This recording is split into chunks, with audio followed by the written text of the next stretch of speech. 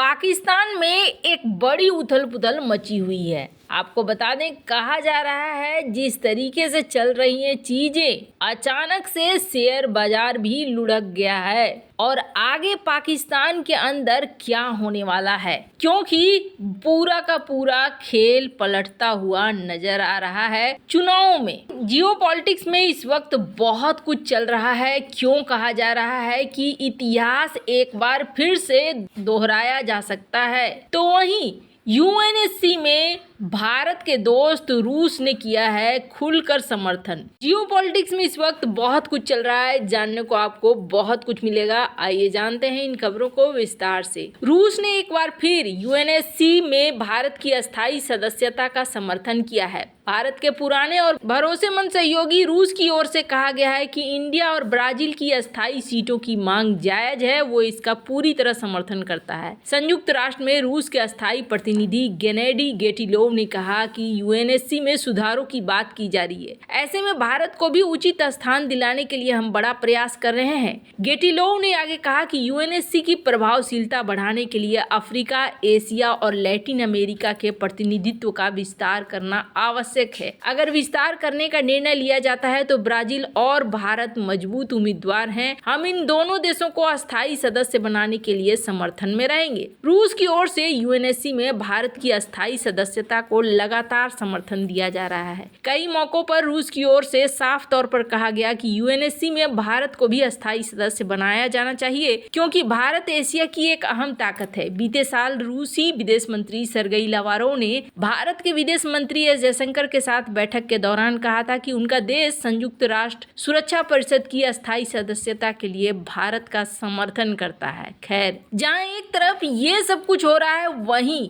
पाकिस्तान के आम चुनाव में इमरान खान की पार्टी पीटीआई के समर्थकों ने सबको चौंका दिया है। इमरान खान के समर्थक चुनाव में निर्दलीय उतरे थे और उन्होंने शानदार सफलता हासिल की है। 100 से ज्यादा सीटों पर निर्दलीय प्रत्याशी अपना कमाल दिखा रहे हैं। चुनाव परिणामों से साफ हो गया है कि अब इन निर्दलीय सांसदों की मदद से ही कोई भी सरकार बनेगी। वहीं अब आरोप लग रहे हैं कि अपने पक्ष में चुनाव परिणाम नहीं जाता देख पाकिस्तानी सेना धांधली करवाने में जुट गई है, ताकि नवाज शरीफ या बिलावल की पार्टी को आगे बढ़ाया जाए। इसका खुद उदाहरण नवाज शरीफ है, जो रात तक 70% वोटों की गिनती के बाद पीटीआई के उम्मीदवार से पीछे चल रहे थे, लेकिन अब उन्हें अचानक से लाहौर की सीट से विजेता घोषित कर दिया गया है। कहा जा रहा है कि इससे अब पाकिस्तानी मतदाताओं में गुस्सा और हताश भड़क रहा है। विशेषज्ञों ने चेतावनी दी है कि ये गुस्सा कोई और रूप भी ले सकता है। आपको बता दें, पाकिस्तानी मामलों के विशेषज्ञ और ब्रिटेन में सहायक प्रोफेसर जोहा वसीम कहती हैं कि पाकिस्तान में चुनाव परिणामों के ऐलान में इतनी ज्यादा देरी कई तरह के सवाल पैदा कर रहे हैं। उन्होंने अल जजीरा से बातचीत में कहा कि यह असामान्य है, पर्दे के पीछे क्या चल रहा है। उन्होंने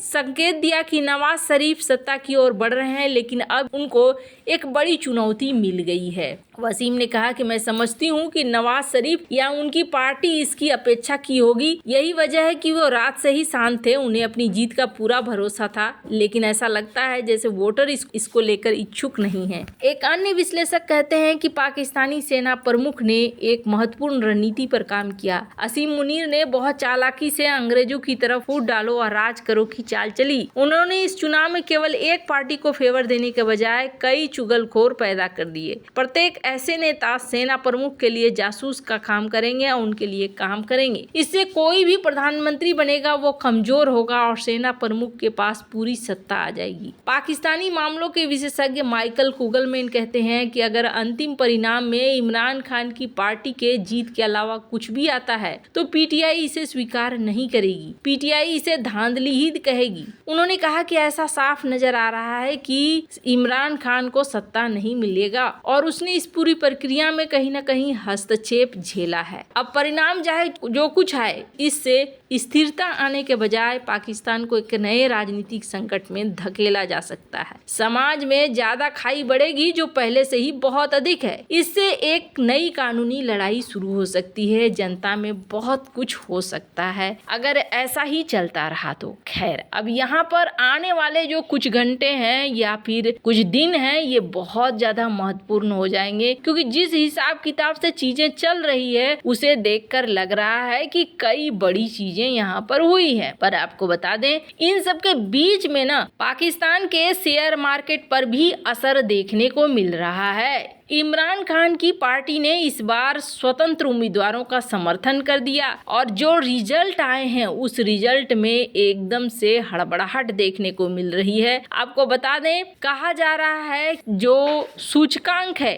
ये 1700 पॉइंट तक लुढ़क गया है और ये क्रैश कर चुका है शेयर मार्केट पाकिस्तान का। मेन कारण यही बताया जा रहा है कि यहाँ जो पाकिस्तान में हालात बदल रहे हैं, ये बदलते हुए हालात यहाँ पर टेंशन खड़ा करेंगे। वैसे आपको बता दें, कहा यह गया कि सेना ने पूरी तरीके से इमरान खान को साइड करने के लिए पूरा उपाय लगा लिया, जिसमें इमरान खान जेल के अंदर हैं, वो चुनाव लड़ नहीं सकते हैं और उनकी पार्टी के ऊपर भी इसी तरीके के दबाव बनाए गए। कहा गया कि अगर चुनाव लड़ना है तो फिर इन्हें स्वतंत्र होकर चुनाव लड़ना होगा, यानी कि इंडिपेंडेंट के कैंडिडेट के तौर पर इन्हें उतरना होगा। और इन सब के बीच में इमरान खान की अगर जीत होती है तो इस जीत को असाधारण माना जा रहा है। मुख्य कारण है पाकिस्तान की शक्तिशाली सेना ने इमरान खान और उनकी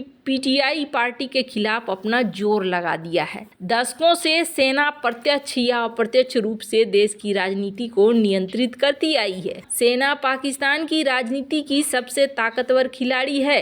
पाकिस्तानी सेना का इमरान खान के साथ कठिन रिश्ता रहा है। 2018 में इमरान खान सेना के समर्थन से पाकिस्तान के प्रधानमंत्री बने। हालांकि ये साझेदारी केवल कुछ सालों तक ही चली। पाकिस्तान के उस समय के प्रमुख जनरल कमर जावेद बाजवा और खुफिया एजेंसी ISI के प्रमुख के तौर पर नदीम अंजुम की नियुक्ति को लेकर सेना और इमरान खान में टकराव काफी बढ़ गया है। इमरान खान ने शुरुआत में जनरल बाजवा के सेना प्रमुख के तौर पर 1 साल का कार्यकाल बढ़ाया, लेकिन बाद में इनकार कर दिया। ISI चीफ की नियुक्ति वाली फाइल को भी इमरान खान ने मंजूरी नहीं दी। तो यहाँ पर समस्याएं तो इनके साथ बढ़ी, पर आगे भी बहुत सारी समस्या है। इसे कहा जा रहा है एक राजनीतिक भूकंप। आपको बता दें, इमरान खान की पार्टी जिस तरीके से आगे बढ़ रही है, सेना ने खुलकर इमरान खान का विरोध भी किया, यहाँ तक कि चुनाव चिन्ह बैट भी बेदखल करवा दिया। अब यहाँ पर देखने को मिल रहा है कि जो परिणाम आ रहे हैं ना, ये परिणाम